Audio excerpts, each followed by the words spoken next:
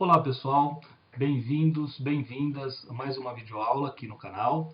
Dessa vez, uma aula de filosofia sobre os pré-socráticos, comentando os pensamentos de Parmênides, né? Parmênides de Eleia. Se vocês assistiram à aula sobre o Heráclito, lá naquela oportunidade eu comentei com vocês, né, o fato desse de alguma coisa. Não é um sobrenome, mas sim do lugar da onde ele veio, né? No caso aqui, Parmênides veio de Eleia.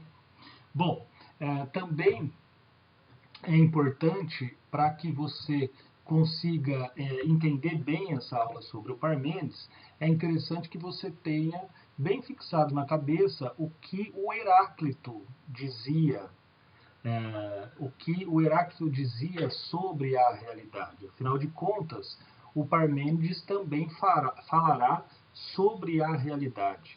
Isso significa que tanto Parmênides quanto Heráclito terão o mesmo objeto de estudo, terão as mesmas questões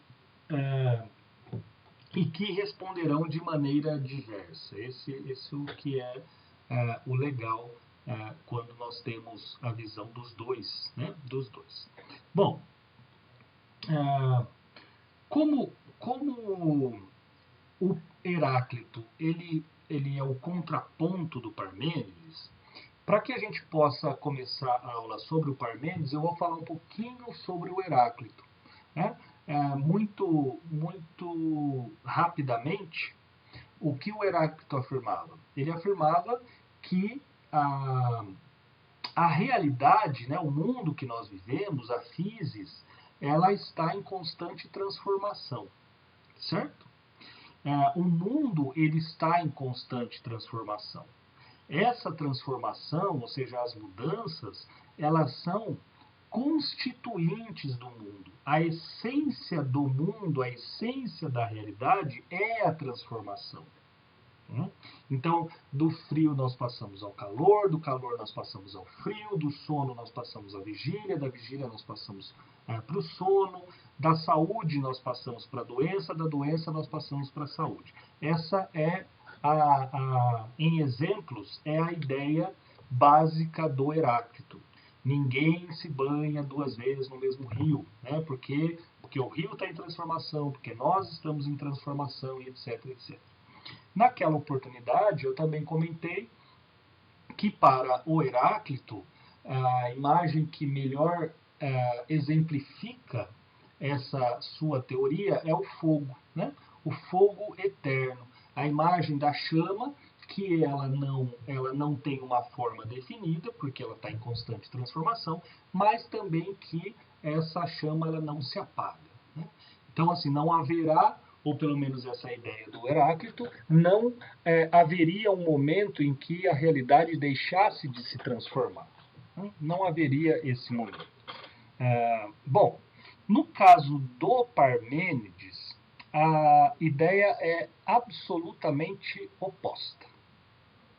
E a frase, um tanto enigmática, é essa daí, né, para a gente começar a pensar o Parmênides. O ser, ele vai dizer o seguinte, né? O ser é, o não ser não é. O que será que esse cara quis dizer com isso? A primeira chave para desvendar esse mistério, né? A primeira chave para abrir a primeira porta, seria trocar esse né? Esse verbo, pelo o verbo ser, pelo verbo existir. O ser, então vamos colocar assim, vamos substituir o é pelo existe. Vamos ver se fica um pouco mais fácil, né? O ser existe, o não ser não existe. E por que eu estou fazendo isso? Porque, velho, essa frase é o tipo da frase que você acredita que entende ela intuitivamente. Falou, você fala, nossa, é mesmo. O ser é, o não ser não é, ponto final. Você fala, você entendeu? Entendi. Ela é óbvia. O ser é, o não ser não é. E aí você pergunta para a pessoa, então explica para mim. Explicar. Tá aí, ó. O ser é, o não ser não é. E aí você fica umas 50 vezes falando a mesma coisa. Por quê? Porque a gente não consegue tirar nada dela, né? Você não consegue nem parafrasear, você não consegue nem falar em outras palavras a mesma coisa. De tão óbvia que parece ser essa frase. De tão simples que parece ser. De tão lógica que parece ser a frase. O ser é, o não ser não é. Tá? Ponto final. Mas quando a gente faz essa substituição, as coisas começam a melhorar um pouco. Como eu disse, é a primeira chave para a gente entrar no desvendar o mistério. Né? Se eu coloco assim, o ser existe, o não ser não existe, facilita um pouco mais. Por quê? Porque você está dizendo que alguma coisa existe, que é o ser, e você está dizendo que outras coisas não existem. Ou outra coisa não existe, que é o não ser. Certo? Se tá difícil ainda, e tá difícil mesmo, claro, né? Vamos tentar substituir agora esse ser por qualquer outra coisa. Vou colocar assim. Qualquer outra coisa, vai. Ser. Vamos substituir o ser por cachorro. Cachorro. Vamos ver se melhora um pouco. O cachorro existe. O não cachorro não existe. Aí já melhora bem. E por quê? Porque ele está dizendo assim, se o cachorro existe, significa que tudo aquilo que não é cachorro não existe. Certo? É uma questão de lógica, simplesmente. O cachorro é cachorro e o que não é cachorro não é cachorro. Olha que beleza. Né? Facilita bastante. Ou seja, se o cachorro ele é cachorro, tudo aquilo que não é cachorro não existe. Certo? Se ainda está difícil, vamos substituir este ser por Deus. Olha só como que clareia a bagaça. Deus existe. Aquilo que não é Deus não existe. Veja se não clareou a bagaça. Mesmo que você seja ateu, você já ouviu falar, afinal de contas você foi criado em uma cultura cristã. Então, mesmo que você seja ateu, você já ouviu a seguinte afirmação: Deus é a única coisa que é a única coisa que tem realidade em si mesma. Todas as outras coisas dependem da existência de Deus. E, portanto, elas não existem por vontade própria. Deus existe por vontade própria. Deus tem realidade em si mesmo. Ele não é causado por absolutamente nada. Enquanto todas as outras coisas, e aí você pode pensar nas coisas que você quiser, enquanto todas as outras coisas dependem de Deus para existir. Portanto, se nós tivéssemos uma escala de 0 a 10 das coisas que existem, de grau de existência, melhor dizendo, nós colocaríamos, Deus está onde? Deus está no 10. Porque ele é a máxima existência, ele depende só dele. Todas as outras coisas estão em um grau menor. Por quê? Porque todas as outras coisas, elas existem, mas podem não existir. Facilita? Facilita? Espero que agora você tenha entrado, vamos dizer, naquele checkpoint, manja? Naquele seu jogo que você passou por aquele pedacinho, caso você morra, caso você fracasse no jogo, é de lá que você continua. Então eu espero que ao substituir o ser por Deus, sirva como um checkpoint, ou seja, daqui até aqui você entendeu, beleza. Se fracassar o raciocínio daqui para frente, desse momento é de onde você vai continuar. Então, moçada, se vocês não entenderam até aqui, para o vídeo, volta, recomeça, até conseguir entender. Por quê? Porque o Parmênides, segundo os historiadores da filosofia, ele é o sujeito que vai inaugurar ainda, né, numa forma não sistematizada, a lógica. Então, nós estamos num ambiente estritamente lógico aqui. Ou seja, um passo depende do outro, que depende do outro, que depende do outro. Então, se você não entendeu, para o vídeo, volta lá e começa de novo, tá bom? Até entender.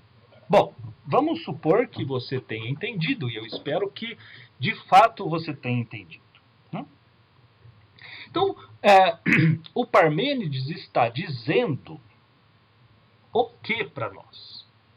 Ele está dizendo que existe alguma coisa por si mesma, certo?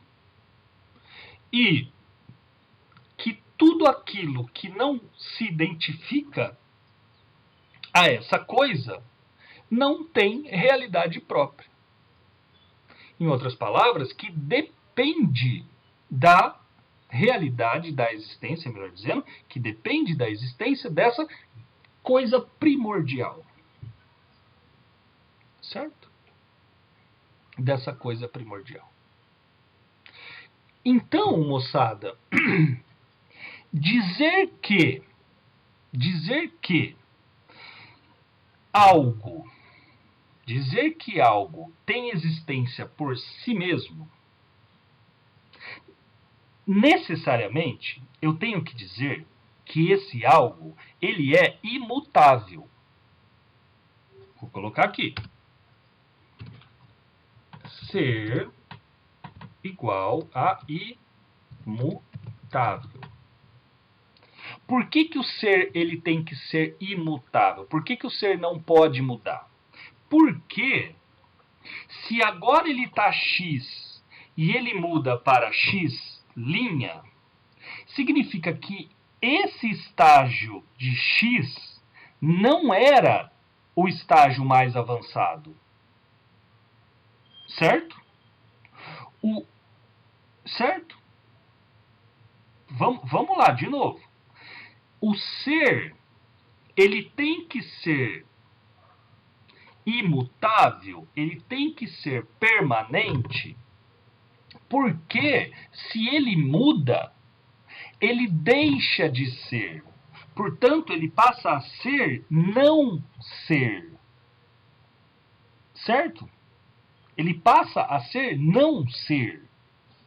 E nós já vimos que o não ser não existe. Então, tá aí. O ser, ele tem que permanecer sempre o mesmo. Certo? Se o ser é imutável, isso significa, então, né, a consequência disso é que o ser, ele se identifica, ou ele é, vou colocar aqui, ó, maiúsculo, verdade. Olha só, que maravilha. Por que a verdade pode ser o ser que ele diz ali? Porque para que alguma coisa seja verdadeira, essa coisa não pode mudar. Certo? Quem é o sujeito verdadeiro? É o sujeito que diz como as coisas são. É o sujeito que mantém a sua palavra. É o sujeito, portanto, que não se transforma. É o sujeito que não se deixa levar. E o oposto da verdade? Então vamos lá. Então o não. O que é o não ser? O não ser é aquilo que muda. Certo? Então, a laranja hoje ela é laranja, amanhã ela se torna adubo, ela apodrece. Se ela se transforma, se ela muda, significa então que a laranja deixará de ser laranja algum tempo, algum dia, algum momento. Então, tudo aquilo que muda, tudo aquilo que é não ser, é o falso. Ou, se você quiser, é a mentira. Quem é o sujeito falso? É o sujeito que mente. É o sujeito que muda. Para um ele fala uma coisa, para outro ele fala outra coisa. Quem que é o sujeito corrupto? É aquele que que se deixa levar pela circunstância. Então, vamos dizer, você está andando na rua, você acha um dinheiro, você tem como princípio, por exemplo, que a honestidade ela deve ser levada em consideração. Você se considera um honesto. Só que aí você olha para um lado, olha para o outro, vê o dinheiro lá caído, você pega esse dinheiro e diz assim, não tem dono, não é de ninguém, eu não estou roubando de ninguém. E você pega o dinheiro para si. Isso é ser corrupto. Por quê? Porque você deixou a honestidade de lado, motivado pela circunstância. Qual era a circunstância? Não tem ninguém olhando, não tem ninguém reclamando por dinheiro. Então, se não tem ninguém, é meu.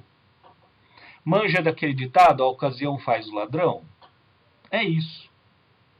Dependendo da circunstância, eu pego, dependendo, não pego. Esse é o sujeito falso, que muda, que altera a sua conduta. Certo? Então, é disso que o Parmênides está dizendo. Ó. Ele está tentando chegar à essência da realidade. Ele está tentando chegar, ele está tentando dar conta, tal como o Heráclito lá tentava dar conta, da multiplicidade das coisas.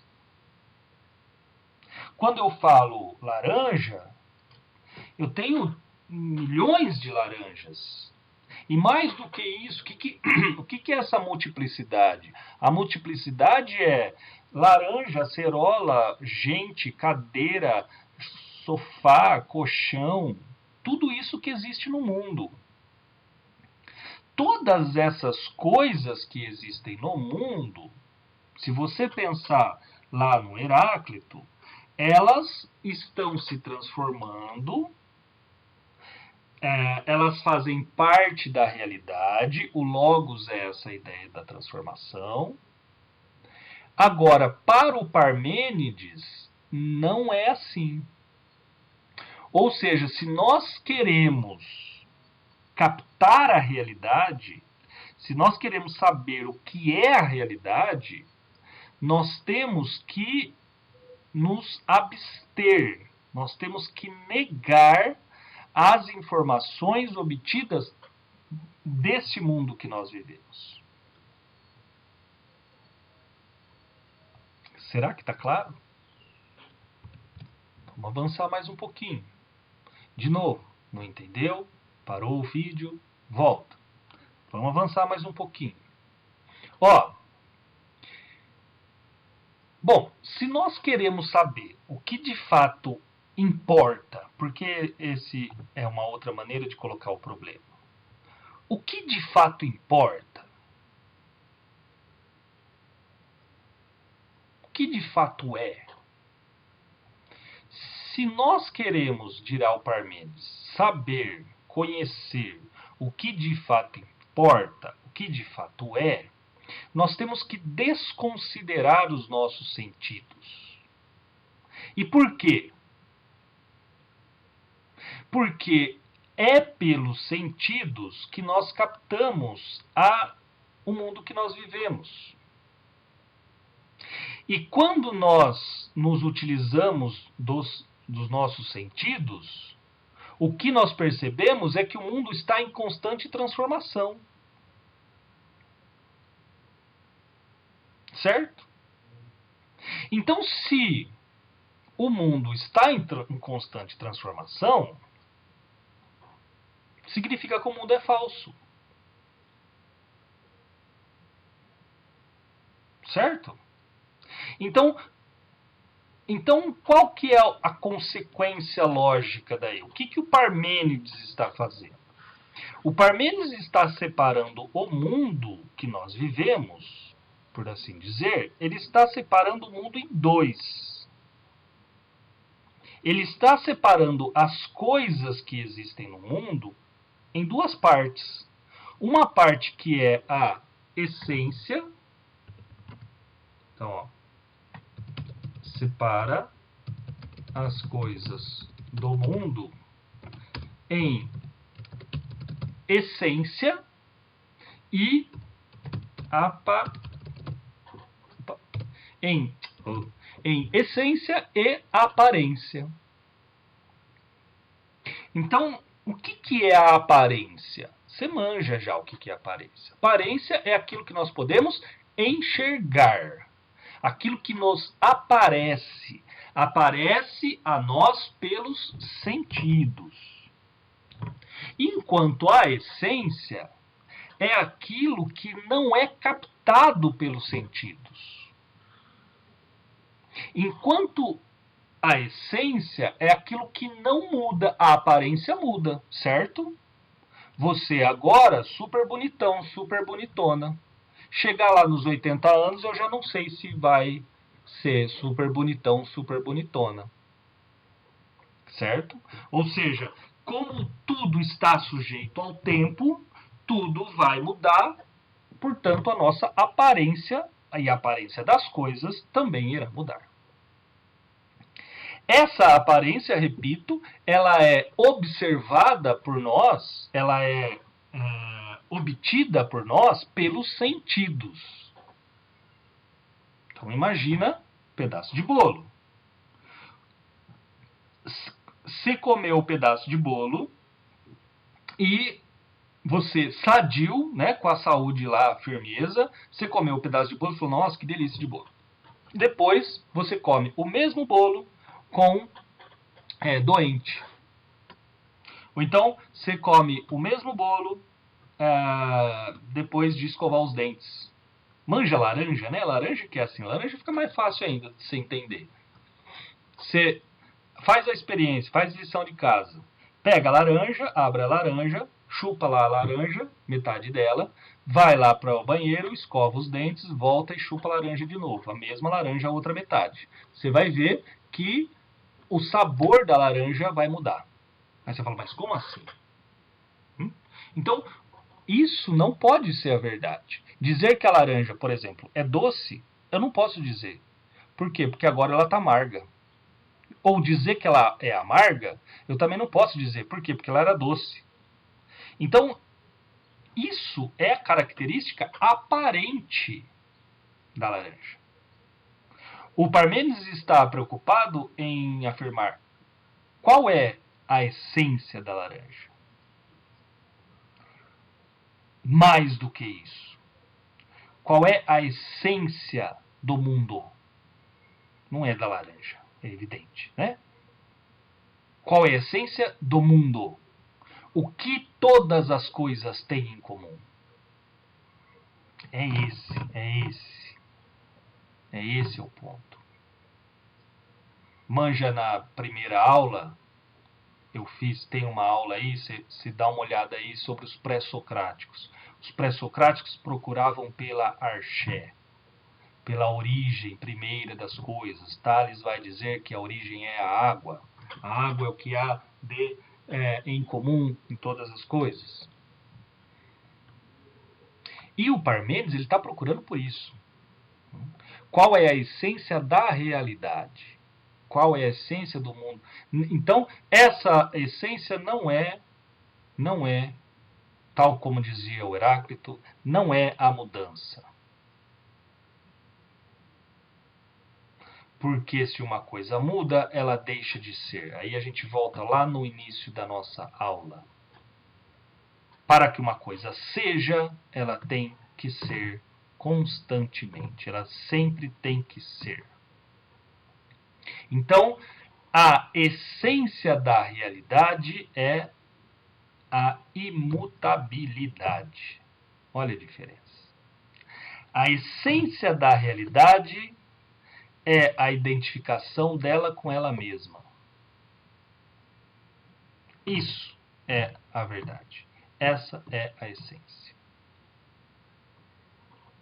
Vou dar um último exemplo para que nós possamos fechar a aula e para que você possa ter compreendido. Vamos supor que eu pegue o dicionário e procure lá a definição de família. Certo? Então, eu digo assim, a família é ... Um exemplo, tá? Família é ... Reunião composta de de pai, mãe e filhos. Essa é a definição, certo? Definição conceitual. Reunião de pai, mãe e filhos que moram sob o mesmo teto. Beleza. Só que aí, então você olhou lá no dicionário, fechou o dicionário e foi para a rua. A hora que você abriu o portão, você deu de cara com a sua vizinha da frente. E essa vizinha da frente, ela mora sob o mesmo teto com mais 2 crianças, 2 filhos, mas não mora com o marido. Qual é a possibilidade que nós temos de pensar a realidade, ou melhor, que a gente pode pensar este evento com a ajuda de Parmênides? Em outras palavras, o que diria Parmênides sobre esse fenômeno? Qual é o fenômeno? A mulher que está com 2 filhos, que mora com 2 filhos, mas sem um marido. Parmênides dirá: isso não é exemplo de família. Ponto final. Por quê? Porque isso que eu estou vendo contraria a definição de família. Deu para entender, gente? Deu para entender a treta que nós temos com o Parmênides? Para quem já tem um conhecimento da história da filosofia, vai ver que praticamente a história da filosofia inteira vai ter que lidar com esse problema aí, que é considerar Parmênides ou Heráclito certos. Claro que terão algumas alternativas no meio do caminho, mas basicamente, né, essa é a ideia. Essa é a ideia. Então, veja onde chega esse tipo de pensamento. Se eu olho e vejo aquela senhora com 2 crianças e eu sou ligado ao pensamento do Parmênides, eu vou falar assim, tá errado, mãe solteira. Onde já se viu mãe solteira? Que absurdo. Tem que colocar um homem aí. Por quê? Porque se colocar um homem aí a definição de família se encaixa. Aí você olha, você tem um outro exemplo, você anda mais um pouquinho, você vê um casal de homossexuais. E que se você perguntar para eles, vão dizer, somos uma família. Né? Vivemos juntos. Eu amo, ou eu amo a ela. Eu a amo. E aí você vai falar, nossa, que absurdo, onde já se viu? O homossexualismo é errado. Da onde você tirou essa ideia? Ou melhor, da onde as pessoas tiram essa ideia? Justamente desse pensamento. Por isso que é importante nós compreendermos esse pensamento. Por quê? Porque, de novo, troca a família. Você vai lá no dicionário, você olha o que é homem. O que para você é homem? O que você vai falar? Homem é quem tem pinto. Homem é quem tem pênis. Então, necessariamente, o sujeito que tem pênis, ele tem que ser homem. Só que você olha para a realidade, você vê que existem seres humanos com pênis, mas que não se adequam à definição de homem. E aí o que você diz? Tá errado. Isso é do capeta. Cura gay. Esse é o ponto, velho. Entenderam? O Parmênides está dizendo que a verdade ela só pode ser uma. O problema não é nem esse. Ou melhor, o maior dos problemas não é nem esse. Qual que é o maior dos problemas? É que, invariavelmente, nós acreditamos que estamos com a verdade. Aí é que está. Então, se você acha que quem nasce com pênis tem que ser homem, se você toma isso como verdade, tudo aquilo que seja diferente do que você pensa é errado. E aí, intolerância, preconceito e as consequências, né? Assassinato, mortes, genocídio, se vocês quiserem. Certo, gente? Então, eu espero que tenha ficado clara essa ideia do Parmênides. E como que essa ideia se distingue da do Heráclito. Então, para o Heráclito, tudo está em constante transformação. A essência da transformação do mundo é a transformação. O mundo ele não para. As definições, a verdade, ela se transforma, ela se enriquece. Então, só para fazer o paralelo, como que Parmênides poderia pensar a ideia de família?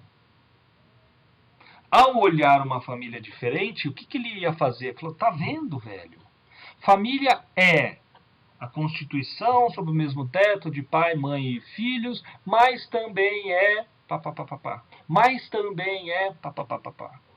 Então, a definição de família, no caso nosso aqui, né, no nosso exemplo, ela vai se expandindo.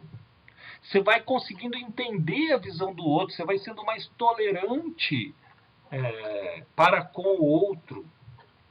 Enquanto que o pensamento parmenidiano, não parmediano, senão vira parmegiana, né? Parmenidiano, o pensamento parmenidiano, ele é um pensamento disjuntivo, exclusivo. Ou isso ou aquilo. O ser não pode ser e não ser. A família não pode ser essa aqui do dicionário e também a outra. Por quê? Porque senão não sei quem é uma e quem é outra. Essa é a ideia do Parmênides. Certo, gente?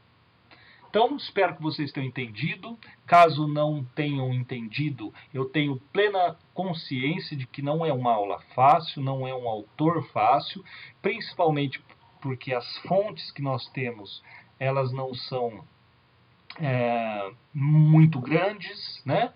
os estudos que nós temos sobre o pensamento de Parmênides são relativamente escassos. Por quê? Porque o que sobrou da obra de Parmênides é pouco, né? Pouca coisa, foi pouca coisa. Mas ainda assim, como uma abordagem bem geral, bem ampla sobre o seu pensamento, eu acho que deu para a gente compreender. E principalmente a diferença entre Heráclito e Parmênides. Certo, gente? Então é isso. Muito obrigado pela atenção de vocês. Muito obrigado pela paciência de vocês. Espero que possamos nos encontrar nas próximas aulas aí. Beleza, gente? Um beijo. Muito obrigado. Até mais.